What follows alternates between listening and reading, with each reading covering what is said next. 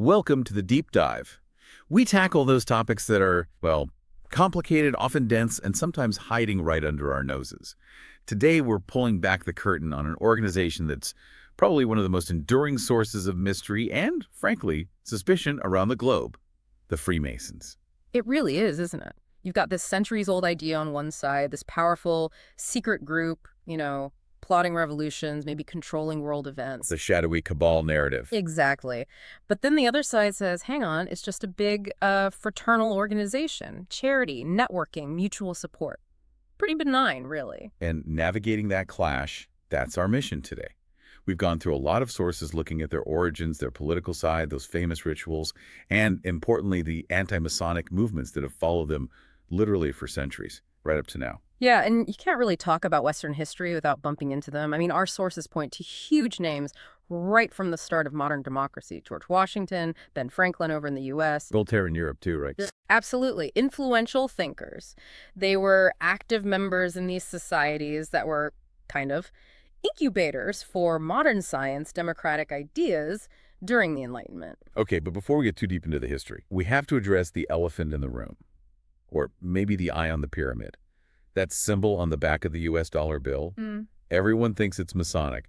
We're going to explain why, according to the sources, that's just not the case. It's a perfect starting point because the political connection, well, it is real. The sources show Freemasonry definitely had sway when America was starting out. Think about this. 13 of the 39 men who signed the Constitution, Freemasons. 13 out of 39, that's significant. More than a third. It's I ratio, yeah. So it's easy to see the political angle. Yeah. But what did the research say about why someone like Washington valued them? Was it just connections? Well, he saw a civic need, apparently. The sources suggest Washington felt this young, fragile republic needed a sense of the sacred, public ceremony. And the Masons, with their rituals and focus on fellowship, they were kind of ready-made for that role, especially in a country trying to be open about religion. That's interesting. A practical need, not just a secret club. But even with that public role, the visual stuff, the symbols, that's where the paranoia kicks in almost right away. Let's focus on that dollar bill, the Great Seal on the reverse, the Eye of Providence, the pyramid. It's the classic proof people point to. It is the common belief, yeah. But here's the key thing our historical sources really nail down. That link is false, demonstrably so. The Great Seal was designed, adopted in 1782. The meaning was pretty clear back then, that all-seeing eye was put there to show God watching over the new republic. Okay, and the pyramid. The pyramid, with its 13 steps for the 13 original states, it symbolized permanence, built to last, strength. But hang on, if so many of the founding fathers were Masons, wouldn't they have, slipped in a little nod? Even subconsciously? It sounds plausible, but the timing is the killer argument here. The sources are really clear on this point. When that seal was adopted in 1782, the Masons hadn't actually widely adopted the pyramid or the all-seeing eye into their own official set of symbols yet. Really? Yeah. These symbols were floating around in European art, classical imagery for ages. They predate the Masons really latching onto them. So the idea they put them on the seal as a secret Masonic sign, it just doesn't fit the timeline. Okay, that puts the dollar bill myth to rest pretty convincingly. But the mystery around them obviously didn't go away. To get why people still see them as secretive, we need to look inside. What actually happens in those lodges? What's the core of the craft? Right, so we shift from politics to maybe sociology here. Modern Freemasonry, it defines itself as one of the world's oldest secular, social, and charitable groups. Its roots go way back to the medieval stonemasons, the guys who built the great cathedrals. Secular, but not atheist. That's a key distinction, isn't it? Their core values are listed as integrity, friendship, respect, service. But you have to believe in a God. A supreme being, yes. That's mandatory. They aren't a religion themselves. They don't push a specific religion. So an initiate could be sworn in on the Bible, the Quran, other texts. The choice is personal. But atheists, generally, no, they're not accepted. You need that foundational belief in a higher power. And that value, service, it's not just words on paper. We found some figures that honestly made me double take. The United Grand Lodge of England, UGLE, that's the main body in England, they apparently donate almost £1 million every week to charity. In the UK alone. £1 million a week. That's what the source indicated. That's not some small fraternal club. That's like a major NGO operating somewhat under the radar. That scale is really important context, you're right? Their public identity is heavily tied to that charity work. But their internal structure, that's all about ritual. Specifically, those three core degrees in what's called the Blue Lodge. That's entered apprentice, fellow craft, and master mason. And Blue Lodge, that just means the basic foundational level of masonry. Exactly. It's the starting point, the universal branch. And the ceremonies for those degrees, they're described as allegorical morality plays, often based on the story of building King Solomon's temple, used to teach moral lessons. Okay, and then we get to the juicy stuff. The secret knowledge, Right. passwords, signs, and the famous secret handshakes, the grips. Our research confirms, yes, these are real. Oh, they're real. But think about the origin. That handshake, originally it wasn't about being in a secret club. It was practical, functional. Back in the day for actual stonemasons traveling for work, it was like an early form of professional certification, a way to recognize skill levels, quality control almost. Like a medieval LinkedIn profile, but in a handshake. Sort of, yeah. Helped ensure you were hiring someone competent. Makes sense for a craft guild. But those oaths they took, some of them were pretty intense historically. The sources mention one line about having your throat cut across if you revealed secrets. That was apparently taken out in the UK in the 1980s. Yes, quite the HR update, wasn't it? I guess they figured the whole gruesome medieval penalty thing wasn't great for recruitment. A bit alienating for modern members, perhaps. You think. It shows they do adapt, though. And they've had to evolve regarding membership, too, often because of past exclusions. Like early American lodges, they wouldn't admit African Americans. Mm-hmm. That directly led to Prince Hall and others being initiated by a British military lodge back in 1775. That's the origin of Prince Hall Freemasonry. Right. And the situation with women is complicated. It varies a lot.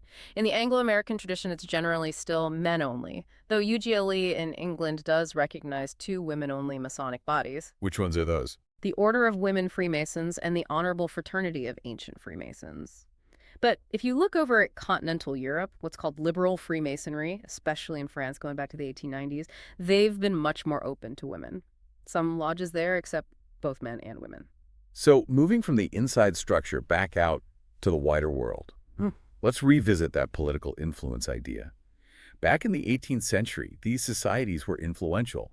The sources call them incubators of democracy. And that was partly because of their structure, oddly enough. They elected their own leaders, they brought together nobles and merchants on a more equal footing. That was pretty radical for the time. But that democratic incubator idea quickly got twisted, didn't it? Especially around the French Revolution. That's where the big conspiracy theories really take hold. The counter-narrative, usually from more conservative voices, was that Masonry wasn't just influential, it was the hidden inspiration, the directing force behind the whole thing in 1789. And it gets darker.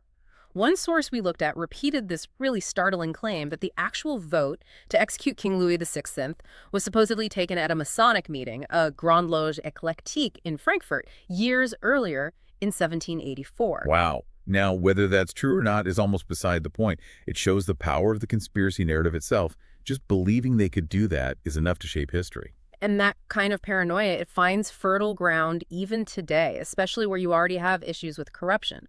Italy is a key example in the modern era. You had the P2 scandal propaganda do. This was basically a secret network within a Masonic lodge. It had hundreds of top people, political, military, business elites involved in all sorts of illicit deals. That was huge, wasn't it? It led to a specific law, the Anselmi Law in 1982, aimed squarely at secret societies meddling in public life. Exactly. And this brings up a really crucial concept from the research, Masonic deviance amplification. It's a bit academic sounding, but the idea is important. It's not just about what a corrupt Mason might actually do using the lodge network. It's about how the story, the perception of these secret, powerful connections allows them to amplify their influence. Could you break that down a bit? How does that work in practice? Okay, think of it like this.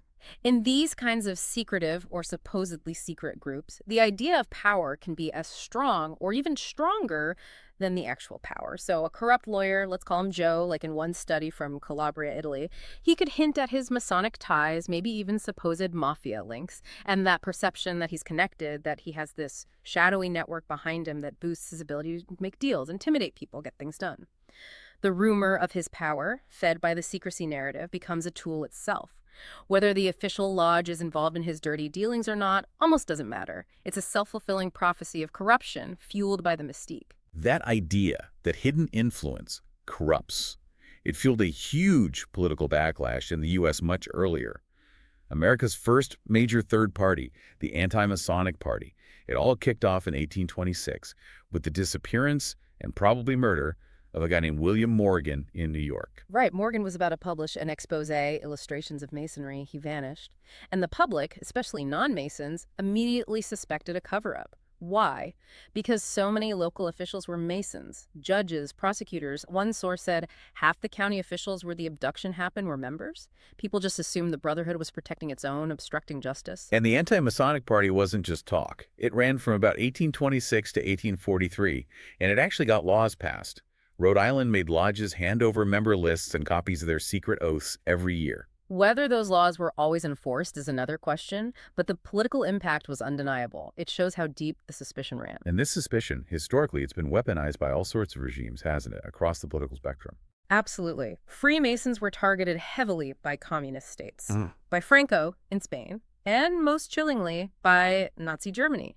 Hitler labeled them political enemies, lumped them in with his Jewish conspiracy theories. Estimates vary, but somewhere between 80,000 and maybe even 200,000 Masons were killed by the Nazis. Just horrific. And the opposition wasn't only political. The Catholic Church has been a major opponent for centuries. A very long history there, yes. Over 600 papal condemnations since 1738.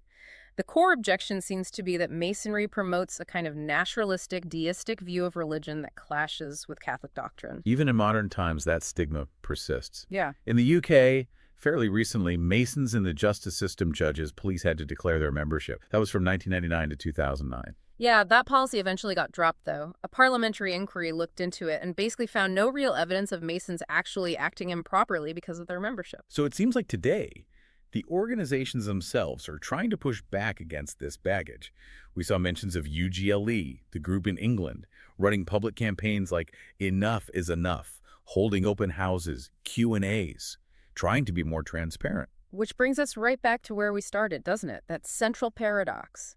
Here's a society that, on one hand, shouts about its transparency, look at our open tours, look at our massive charity donations, but on the other hand, it holds on to these core ritual secrets, the words, the signs, the grips, and throughout history they've been attacked and persecuted, not for their public good deeds, but for the alleged power hidden behind that secrecy.